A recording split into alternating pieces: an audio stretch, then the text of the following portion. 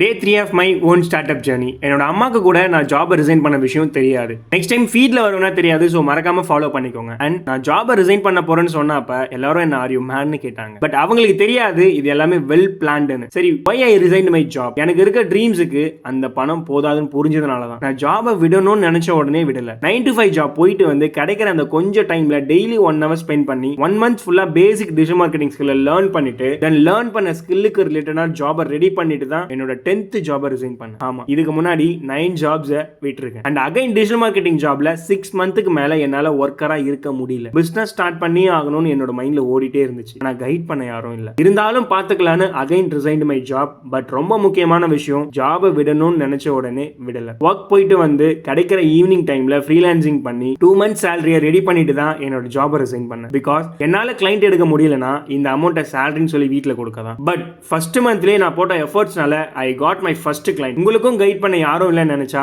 கைட்னு comment பண்ணுங்க. Guide மேப்பை நானே டிஎம் பண்றேன்.